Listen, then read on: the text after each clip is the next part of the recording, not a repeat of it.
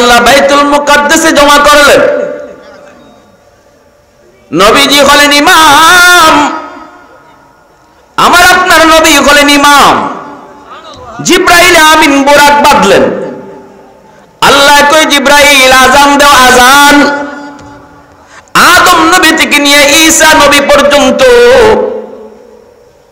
জলিলুল কদর আকাশের সম্মানিত সকল ফেরেশতারা এত বড় আজিমুশান জামাত মসজিদে আকসা বাইতুল মুকাদ্দাসে আল্লাহ পাক জমা করলেন।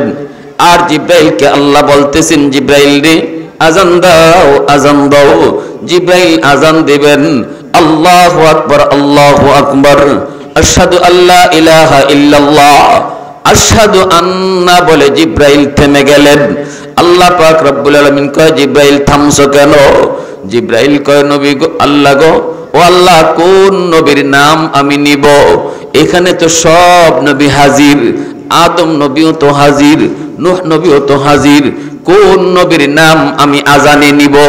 আল্লাহ পাক কয়, জিব্রাইল রে যেই নবী যেই বন্ধুকে আমি হাজির করছি ইমাম বানায়া, আর সব নবীরে বানাইছি মুক্তাদি, সেই জায়গায় তুমি কোন নবীর নাম আজানে নিবা? এটা কি আমি আল্লাহরে জিগাইতে হইব? সুবহানাল্লাহ জোরে।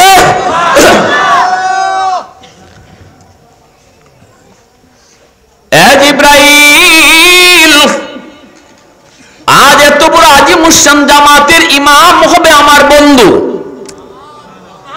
আর আদম থেকে নিয়ে ঈসা নবী সব নবী হবে তার পিছনে মুক্তাদি। অতএব আজানের মধ্যে আমার বন্ধুর নাম উচ্চারণ করো, আশহাদু আন্না মুহাম্মাদার রাসূলুল্লাহ। আমার আপনার নবী রহমতের নবীর নাম আজানের মধ্যে উচ্চারণ হয়ে গেল। ভাইরা বন্ধুরা, এরপরে দেখা যায় নবী কি আল্লাহ পাক রব্বুল আলামিন কই, জিব্রাইল যাও সকল নবীকে বলো, সবাইকে বলো মসজিদের ভিতরে কাতার বন্দী হবে, 2 রাকাত নামাজ আদায় হবে। জিব্রাইল আমিন মায়ার নবী সহ জলিলুল কদর সকল পয়গম্বর সামনের কাতারে দাঁড়াইছেন। এর যুবক একটু দিল দিয়া লাগায়া কোন কথাগুলি শোনো, কত বড় নবীর উম্মত তুমি, কত বড় নবীর উম্মত। একটু দিলটা লাগায় কথাগুলা শোনো, কথাগুলা বুঝো। কেন আজকে তোমার মাঝে আমার নবীর রং নাই? কেন আজকে তোমার আমার মাঝে আমার নবীর আদর্শ নাই? একটু বুঝো। এ যুবক, আমার নবী রহমতের নবী সামনের কাতারে দাঁড়ানো। নবীজি বলেন, আমি দেখতেছি জিব্রাইল একামত দেওয়া শুরু করে দিলেন, অথচ ইমাম কে হবে কেউ জানে না। কারো কোনো খবর নাই ইমাম সাহেব কেডা হইব কেউ জানে না। একামত শুরু হয়ে গেছে। একামত শেষ হওয়ার পরে আল্লাহর নবী জিব্রাইল আমিনকে বলে, ভাই জিব্রাইল ইমাম কই? সাথে সাথে জিব্রাইল আমিন মায়ার নবী দয়ার নবীর নরম হাতের মধ্যে দইরা মুচকি হাসি দিয়া কয়, নবী গো, এত বড় আজিমুশান জামাতের ইমামতি আজকে আল্লাহ পাক আপনাকে দান করেছে। আল্লাহু আকবার জোরে বলুন। সব নবী হবে আপনার পিছনে আজকে মুক্তাদি, আপনি হবেন মুক্তাদা। আই হাবিবে কিবরিয়া তুম পর সালাম, আই হাবিবে কিবরিয়া তুম পর সালাম, দিল সদা कहता रहा तुम पर सलाम, ऐ हमारे दिलरुबा तुम पर सलाम। मस्जिदे अक़सा में जुमला अंबिया, मस्जिदे अक़सा में जुमला अंबिया, मुक़्तदी थे और भी है तुम मुक़्तदा, मुक़्तदी थे और भी है तुम मुक़्तदा।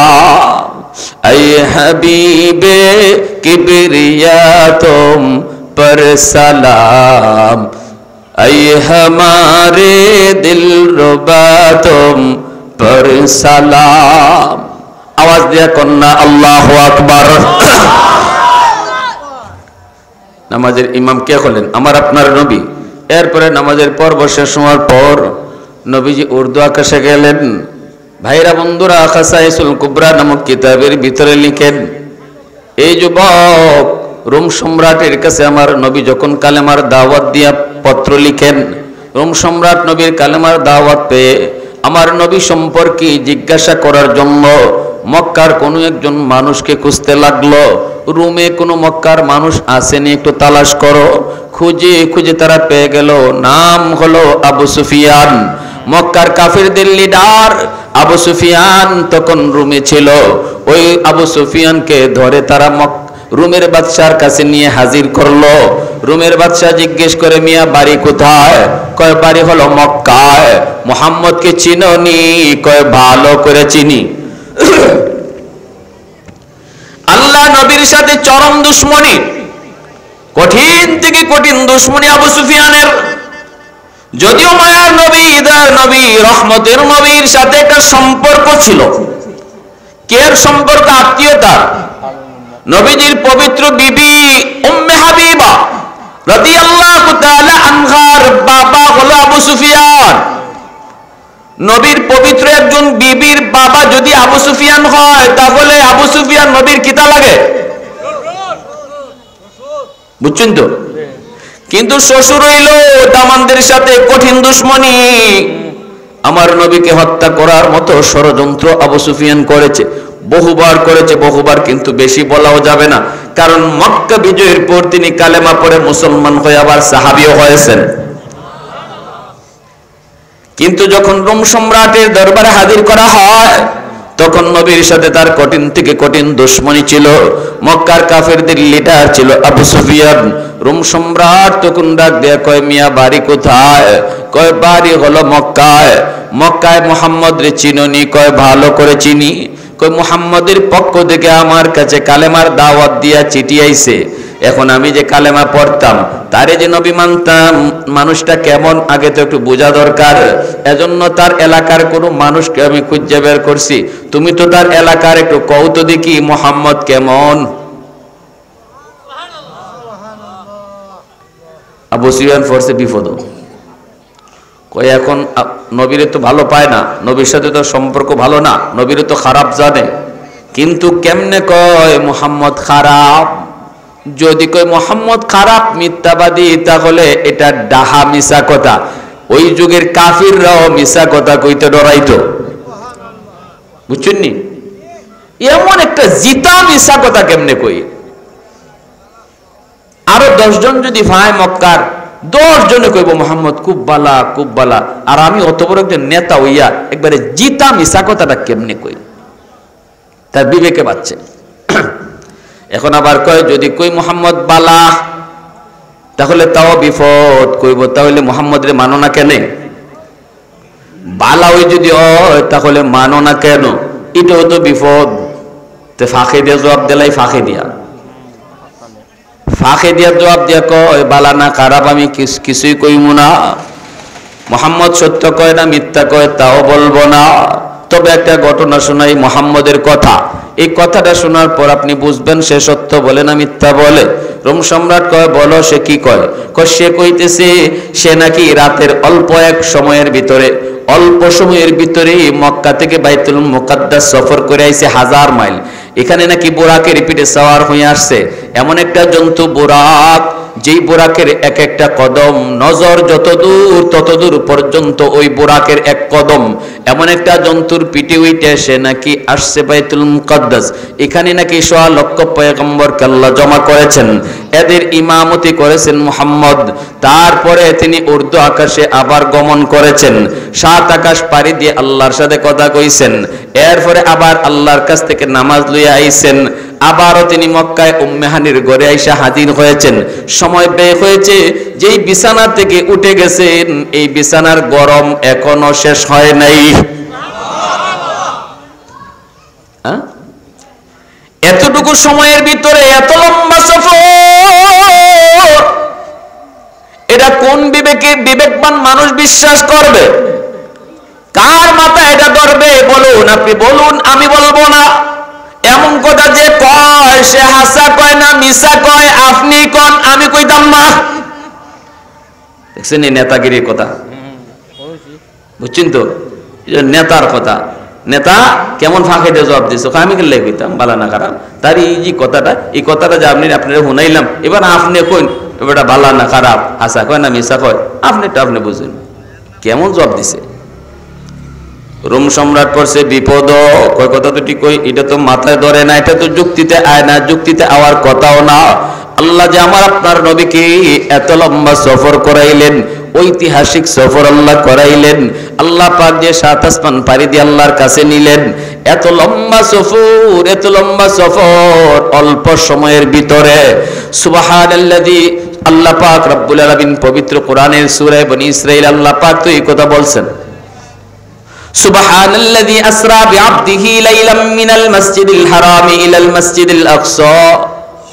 আল্লাহ পাক রব্বুল আলামিন তার বলতেছে, ও দুনিয়ার মানুষেরা শোনো, আমি আমার বন্ধুর এমন একটা ঐতিহাসিক সফর তোমাদেরকে এখন শোনাবো, যেই সফর, যেই ভ্রমণটা তোমাদের যুক্তিতে আসবে না, তোমাদের ব্রেইনে ধরবে না, তোমাদের বিবেক এলাও করবে না, তোমাদের বিবেক সেটাকে ক্যাচ করতে পারবে না, কারণ তোমাদের বিবেক এখানে যে হ্যাং মারবে। কিনা জোরে বলেন? মেমোরিতে যতদূর নেওয়ার ক্ষমতা আছে এর বেশি যদি লোড দিতে চান মোবাইলে হ্যাং মারবো, ঠিক না? মোবাইলে কেউ আমার সাপোর্ট নেওয়ার ক্ষমতা নেই। আল্লাহ আমাদেরকে যতদূর ব্রেইনের মধ্যে যার যতদূর নেওয়ার এই লোড আল্লাহ দিয়ে দিছে, এর বাইরে আপনি চিন্তা করতে যাইবেন তখনই দেখবেন মাথা হ্যাং মারছে। মাথা কি মারছে? মোবাইলের মতো মাথায় হ্যাং মারে। আর তখনই কয় দেয়ার ইজ নো গড, না বুঝছে কয় দূর আল্লাহ আল্লাহ কিচ্ছু নাই, নাউজুবিল্লাহ। তার মাথায় তো হ্যাং মারছে, এত বেশি লোড নিতে চাইছে, এখন দেখে কুস্তই নাই, ঠিক কিনা? এজন্য আল্লাহ বলে তোমাদের ব্রেইন, তোমাদের বিবেক, তোমাদের যুক্তি যেখানে যে শেষ হবে ওখান থেকে আমার কুদরত শুরু হবে। অতএব আমার কুদরত নিয়ে যদি তুমি চিন্তা করো তোমার ব্রেইনও তখন হ্যাং মারবে। আল্লাহর কুদরত নিয়ে মানুষের বিবেক কোনোদিন সমাধান বের করতে পারবে না। এজন্য আল্লাহ বলেছেন ওই মেরাজের ঐতিহাসিক সফর, এটা যে কত বড় আমি আল্লাহর কুদরতের খেলা, আমি আল্লাহর কুদরত, এটা তোমার ব্রেইনে ধরবে না। এজন্য এই ঘটনা শোনাইবার আগে আমি আল্লাহ তোমার জবান দিয়ে সুবহানাল্লাহ বের করাইতেছি, আগেই কও সুবহানাল্লাহ। যা এখন বলবো এটা তোমার যুক্তিতে আসবে না, ব্রেইনে আসবে না, বিবেকে আসবে না, তাও তোমার মানতে হবে, কারণ এটা আমার কুদরত। আল্লাহ ঘটনা শোনাইবার আগে কয় সুবহানাল্লাহ, কও আর কোন না সুবহানাল্লাহ, সুবহানাল্লাহ আগেই কই লিতেছে আল্লাহ। এটা এমন এক ঘটনা, এই ঘটনা রোম সম্রাটের ব্রেইনে আসবে কি কইরা? রোম সম্রাটও কইতেছে কয় না, এটা তো যুক্তিতে আয় না, এই ধরনের কথা যদি মুহাম্মদ বইলা থাকে তাহলে এটা তো মানা যায় না, এটা তো মানবার কথা না। চিন্তায় পড়ে গেছে, কথাও জ্ঞান না। এই অবস্থায় দেখা যায় একজন মানুষ রোম সম্রাটের দরবারে, একজন বৃদ্ধ মানুষ, ওই মানুষটা ছিল খ্রিস্টান পাদ্রী। সে বলতেছে, জাহাপনা আমাকে একটু সুযোগ দিবেননি? কয় কি? কয় সুযোগ দিবেননি? কয় কি? কয় আমি আরবি ভাইটার একটু প্রশ্ন করব। তখন যে প্রশ্ন করে, ভাই একটা প্রশ্ন করি তোমারে। এই রাজদরবারে এসে প্রশ্ন করে একজন খ্রিস্টান পাদ্রী, প্রশ্ন করে, কয় মুহাম্মদ যেই রাত্রে খানায় কাবা উম্মে হানির ঘর থেকে বাইতুল মুকাদ্দাসে আসলেন, সকল নবীর ইমাম হলেন আর সব নবী তার পিছনে মুক্তাদি হলো, বুরাকের পিঠে সওয়ার হয়ে আসলেন, এটা কোন রাত? এটা একটু মনে আসেনি? আবু সুফিয়ান কয় মনে থাকবে না কেন? না, রাতটা হলো শবে মেরাজ। গেল রজব মাসের 26 তারিখ দিবাগত রাত। বলতেই ওই রুমের ওই খ্রিস্টান পাদ্রী তখন আল্লাহু আকবার করে চিৎকার দিয়ে উঠল, বলতেছে, জাহাপনা যদি এটা গেল রজব মাসের 26 তারিখ দিবাগত রাতের ঘটনা হয়, তাহলে ওই রাত্রে বাইতুল মুকাদ্দাসে কি ঘটছে আমি এর জ্বলন্ত সাক্ষী। কারণ আমি বাইতুল মুকাদ্দাসের একজন খাদেম। এশার নামাজের পর মসজিদ থেকে বের হলাম, সব দরজা জানালাগুলি লাগানো হলো, মুয়াজ্জিন সাহেব সব দরজা জানালা লাগাইলো, কিন্তু একটা জানালা মুয়াজ্জিন সাহেব লাগাইতে পারে না। আমাদের সবাইকে ডাকলো, আমরাও গেলাম। যে দেখি দরজাটা, মেইন দরজাটা এমন ভাবে আছে, যতই চাপাচাপি করা হয় দরজা নড়ে না, চড়ে না। আল্লাহু আকবার জোরে। আমরা শত শত মানুষ মিলে দরজা ঠেলি, দরজা লাগাইবার লাগি, মনে হয় উপর থেকে একটা পাহাড় চাপা দিয়া রাখা হয়েছে, কোনোভাবেই দরজা লাগানো যায় না। এই অবস্থায় এক মিস্ত্রি আনা হলো। মিস্ত্রি আনার পর মিস্ত্রি দেখেন না কোনো কলকবজাও আটকে নেই, তাহলে কেন দরজা লাগানো যাচ্ছে না? কেউ বুঝলাম না। দরজা খোলা রেখেই চলে আসলাম।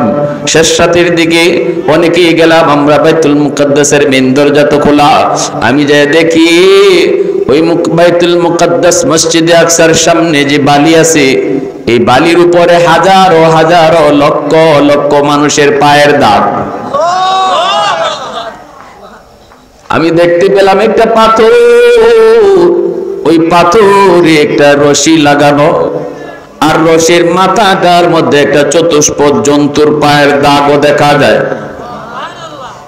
আরবি ভাইয়ের কথা যদি সত্য হয়, তাহলে এই চতুষ্পদ জন্তুটাই ছিল বুরাক। আল্লাহু আকবার জোরে কর। আর দরজা কেন লাগানো হয় না? ফজরের সময় ঢুইকা গেলাম, যে দরজা ধরলাম, অটো দরজা লেগে গেল। যেই দরজা আসার পরে কেউ লাগাইতে পারলাম না, সেই দরজা ফজরের সময় যে যখন ধরলাম, অটো দরজা লেগে গেল। ওই দিন আমার এই বিষয়টা বুঝে আসে নাই কেন আসার পরে দরজা লাগানো সম্ভব হয় নাই। এখন আমার আরবি ভাইয়ের কথায় বুঝ হয়ে গেছে, ওই দিন মুহাম্মদুর রাসূলুল্লাহ অবশ্যই তিনি এই জায়গায় আসছিলেন। লক্ষ নবীর আল্লাহ জমা করছেন, নবী ইমাম হয়েছেন, সবাই মুক্তাদি হয়েছেন। আল্লাহর নবীর পিছনে সব নবীর আল্লাহ নামাজ পড়াইবো, এজন্য আল্লাহ দরজা লাগাইতে দেয় নাই।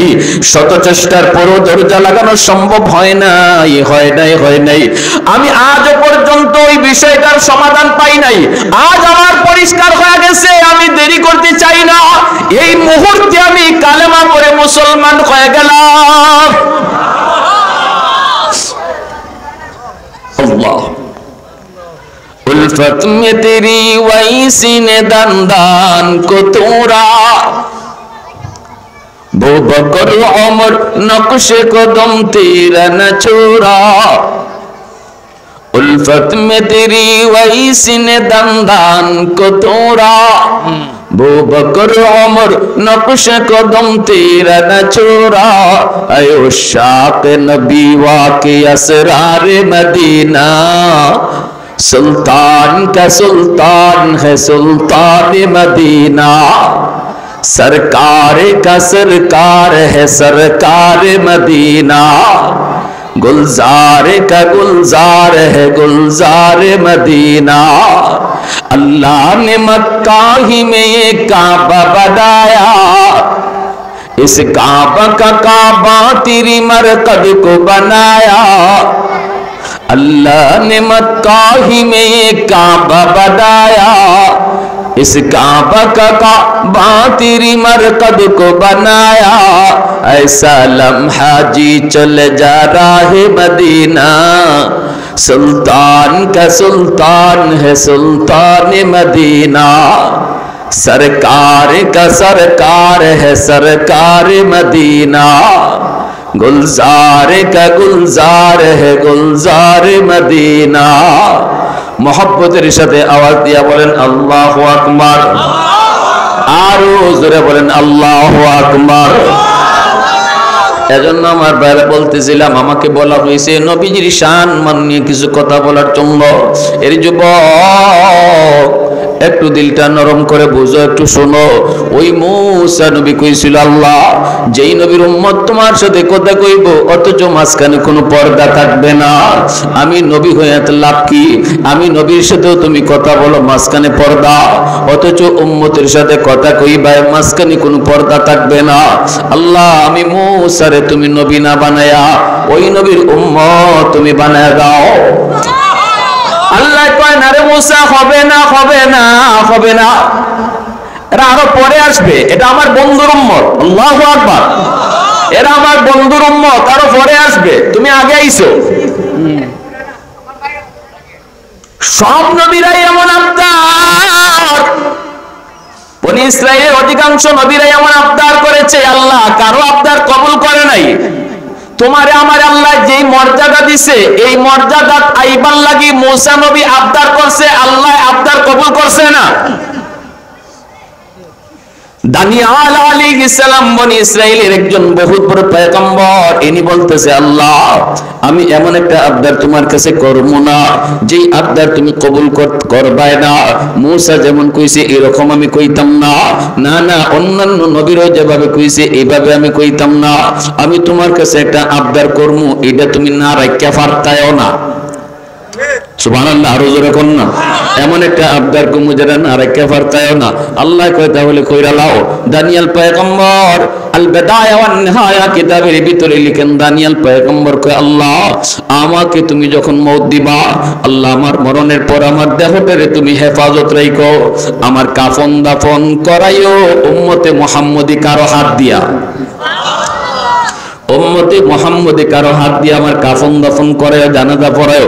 ভাইরা বন্ধুরা আমার, নবী রহমতের নবী এই ভবিষ্যৎবাণী দিয়েছেন, দানিয়েল পয়গম্বরের দোয়া আল্লাহ কবুল করেছেন, আল্লাহ কবুল করেছেন। এজন্য ওনার দেহটাকে আল্লাহ সংরক্ষিত করে রাখছেন। নবী ভবিষ্যৎবাণী করে গেছেন, আমার একজন সাহাবী যার মাধ্যমে ইরাক জয় হবে, আর ইরাকের রাজধানী ইরাকের রাজ দরবারে ডুইকা দানিয়েল পয়গম্বরের দেহটাকে তারা কফিনের ভিতরে পাবে, এমন একজন সাহাবী নবী নাম কয় নাই, কোন একজনের নেতৃত্বে ইরাক বিজয় হবে। দানিয়েল পয়গম্বরের লাশটা পাওয়া যাবে কোথায়? কায় রাজ দরবারে। কেমনে? কয় কফিনের ভিতরে। আবু মুসা আশআরী রাদিয়াল্লাহু তাআলা আনহু, আবু মুসা আশআরী রাদিয়াল্লাহু তাআলা আনহুর নেতৃত্বে ইরাক যখন বিজয় হলো, তিনি বলতেছেন আমি তো ইরাক জয় করার পরই রাজ দরবারে যায় ঢুকলাম পাগলের মতো, তন্ন তন্ন করে খুঁজতেছি আমার নবীর ভবিষ্যৎবাণী আমার মাথায়। আল্লাহু আকবার করে বলে। দানিয়েল পয়গম্বরের দেহটা তো এই ইরাকের রাজ দরবারে পাওয়া যাওয়ার কথা। খুঁজতেছেন খুঁজতেছেন, ভিতরে ঢুকলেন, ঢুইকা দেখেন একটা খাস কামরার মধ্যে একটা কফিন, আর কফিনের পাশে একজন বৃদ্ধ মানুষ, চুল সাদা, ভ্রু সাদা, দাড়ি সাদা, এমন একজন মানুষ বসা। সাথে সাথে আবু মুসা আশআরী রাদিয়াল্লাহু তাআলা আনহু সালাম দিয়া বলতেছে লিমানি তাবুত, এই তাবুতটা কার? এই কফিনটা কার? বুড়া মানুষটা কয় হাযা পয়গম্বর দানিয়াল। আল্লাহু আকবার করে পড়ল মিয়া। একটু বুঝেননি আমরা আল্লাহ কই রাখছে, আর আমরা যে চাঁদ তার নিজের শক্তিতে নদীতে জোয়ার জোগায়, এই চাঁদ নিজেরই খবর নাই এর কত শক্তি। আমরা যে আল্লাহ কত মর্যাদা আমরা দিয়েছে উম্মতে মুহাম্মদী হিসেবে, এই খবর আমার নাই। আমি আমারে চিনি না, যার কারণে এত বড় নবী পাওয়ার পরও নবীর রং আমার মাঝে নাই, নবীর আদর্শ আমার মাঝে নাই। খালি আশিকে রসুল কইয়া লাভ দিলে আশিকে রসুল হওয়া যায় না, নবীর আদর্শ নাই। ঠিক কিনা জোরে কও? আল্লাহ তো এই কথা কইছে, আমার রসুল তোমাদের মধ্যে সবচেয়ে বড় নিয়ামত। কখন? কার জন্য? যে হাতটাও নবীর মতো চালায়, জবান বুঝায় শোনায় আবার ফিরত পাঠায়ও। সুবহানাল্লাহ জোরে কোন না। মায়ার মানুষ, মহব্বতের মানুষ যতক্ষণ কাছে থাকে ততক্ষণ ভালো লাগে না লাগে, কথাও ভালো লাগে, ঠিক না? মৌসা নবী কয় নবী গো কমছে নি, কয় কমছে, কয় অক্ত, কয় 5 অক্ত। মৌসা নবী কয় না না গো নবী হয় না, 5 ওয়াক্ত কমাইলে হবে না, 45 ওয়াক্ত তারা দিনও আদায় করতে পারবে না, আরো কমায় নিয়ে আসেন। এইবার নবীজি আবারও গেলেন, আল্লাহ কো বন্ধু কেন আইছো? এই যে কইতেছে বন্ধু কেন আইছো, এই কথাটা কইব আর নবী কইব, এই জন্য আইছি, এটা শুনবার লাগে আল্লাহ বারবার নিতেছে আর আনাইতেছে। সুবহানাল্লাহ জোরে কোন। নাইলে আল্লাহ একবারে পারে না 45 ওয়াক্ত কমাই দিলেই তো। নবীর 9 বার নেওয়ানি অর্থটা কি? দেখবার লাগে, বারবার দেখতো, বারবার বন্ধুরে দেখতো, বারবার বন্ধুর সাথে কথা কইতো। 5 ওয়াক্ত আরো কমানো হয়। আল্লাহ কয় মুসা জায়গা তো, বন্ধু জায়গা, আবার ফিরত পাঠায়ও। মুসা নবী কয় না গো নবী, হবে না, আরো কমায় নিয়ে আসেন, আরো কমায় নিয়ে আসেন। এইভাবে নবীজি 9 বার আইলেন আর গেলেন। আল্লাহ পাক 5 করে 5 নং 45 45 ওয়াক্ত আল্লাহ পাক কমায় দিলেন। রইল কয় ওয়াক্ত? এই 5 ওয়াক্ত লইয়া যখন নবী আয় তখন আল্লাহ কয়, মুসা রে, বন্ধুরে যত দেখি ততই দেখতে মন চায়, যত কথা কই ততই কথা কইতে মন চায়, আবারও যদি পারো বুঝায়া শোনায়া ফাটায়া দিও। মুসা নবী কয়, নবী গো, ও আল্লাহর নবী, হয় না, এই 5 ওয়াক্ত আপনার উম্মতের জন্য বড় কষ্ট হয়ে যাবে, আপনি একটু জান কমায় নিয়ে আসেন। কিন্তু আপনার নবী কয়, আমি আর যাইতাম না, যতবার গেছি আল্লাহ কমাইছে, 5 ওয়াক্ত কইরা রইছে, এখন মাত্র 5 ওয়াক্ত। এখন যদি যাই আর আল্লাহ 5 কইরা আগের মতোই 5 কইরা কমাইতে থাকুই না, অতএব না আমি আর যাইতাম না, এখন আর আমি যাইতাম না, এই 5 লইয়ে যাইমু। মুসা নবী তিনি কয়, নবী গো যান, যান, আমি ইশারা পাইছি। সুবহানাল্লাহ বলেন। খালি হাতে ফেরত আল্লাহ দিত না, খালি হাতে ফেরত দিত না, আপনি যান। এইবার নবী কয়, আমি এখন যাইমু, গেলে পরে আল্লাহ যদি আমার এই জায়গায় বন্ধু কেন আইছো, এখন যদি কই আল্লাহ একটু কমাও, 5 করে যদি কমায় দেয় তো এখন আমি কি করবো? মুসা নবী বুদ্ধি শিখায় দেয়, আল্লাহ যদি জায়গায় কেন আইছো, তখন আপনি কইেন, আল্লাহ এতক্ষণ পর্যন্ত আমি আইছি, আমি কইছি কেন আইছি, এখন আমি কেন আইছি তুমি কও। আর আস্তে কোন সুবহানাল্লাহ, কথা বুঝেননি আপনারা? আমার হা না হু হা করেন, মত দিয়েন। আল্লাহ এতক্ষণ আমি আইছি, কইছি আমি কেন আইছি, এখন কেন আইছি এটা তুমি কও। এই অন্তরের খবর আল্লাহ জানেন না জানে না? অন্তরের খবর জানার মালিক কে? দয়াল বাবা হগলে কয় না বাবা, অন্তরের খবর জানে কে? দয়াল বাবা, কিবলা বাবা, খাজা বাবা, জটা শাহ, ল্যাংটা শাহ, কোন বাবাই জানে না। অন্তরের খবর জানে শুধু একমাত্র আল্লাহু আলিমুম বিযাতিস সুদূর।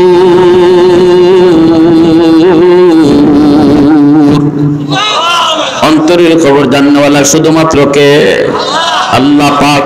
এজন্য আল্লাহর নবী, রহমতের নবী আবারও গেলেন আল্লাহর কাছে। আল্লাহ পাক কয়, বন্ধু কেন আইছো আবার? নবী কয়, আল্লাহ আমি কইবো না, তুমি কও, এতক্ষণ আমি তো কইছি আমি কেন আইছি, এখন তুমি কও কেন আইছি।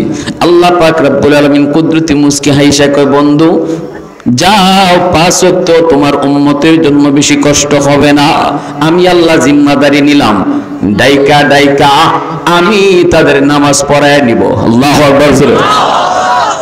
মসজিদের মিনার থেকে মুয়াজ্জিন নয়,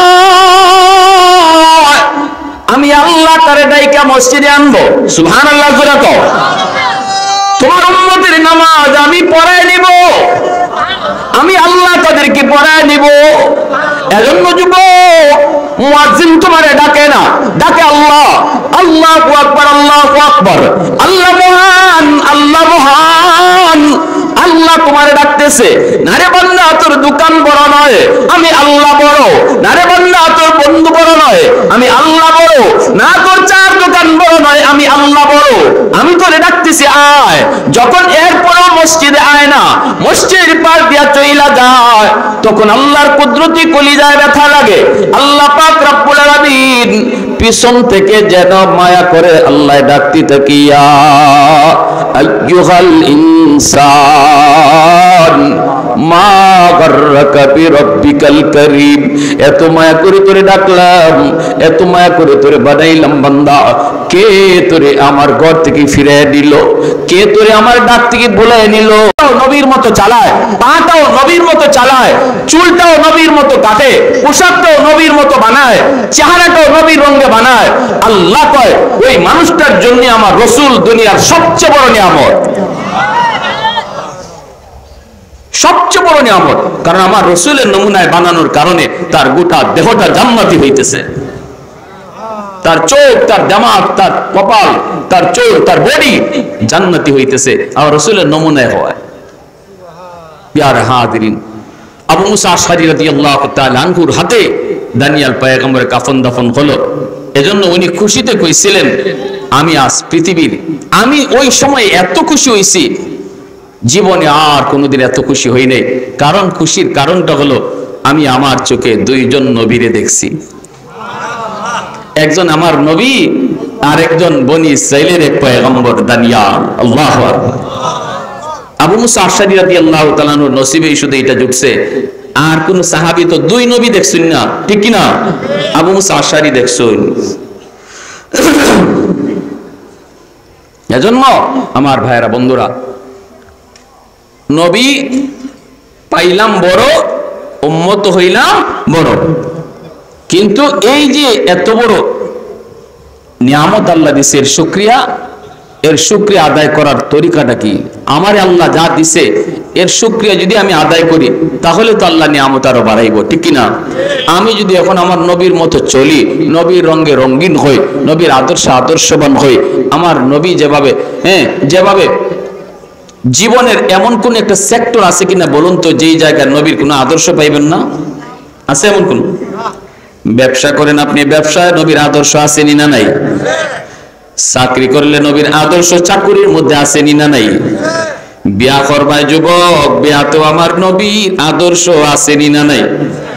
এজন্য আল্লাহ কইছে নবীরে পাঠাইছি আসমান থেকে না, ফেরেশতার ভিতর থেকে নবীরে তোমরা মাঝে এইভাবে আল্লাহ পাঠাই দিছি না, নবীরে পাঠাইছি তোমরা ভিতর থেকে। ওই তোমরা যা দুনিয়ায় দাঁড়িতে করবা, যা করবা, আমার রসুলও তোমাদের মতো তাই করে। অতএব রসুল যেভাবে করে এইভাবে তোমার কামটা কইরো। এজন্য নবীরে তোমাদের মধ্য থেকে পাঠাইছে। নবী ফেরেশতাও না, নবী কোনো অন্য কোনো জাতও না, নবী তোমাদের ভিতর থেকে মানুষ। তোমাদের ভিতরে মনুষ্যত্বের যত গুণ, যত চাহিদা, আমার রসুলের মধ্যে তত গুণ, তত চাহিদা। কেন এটা করলাম?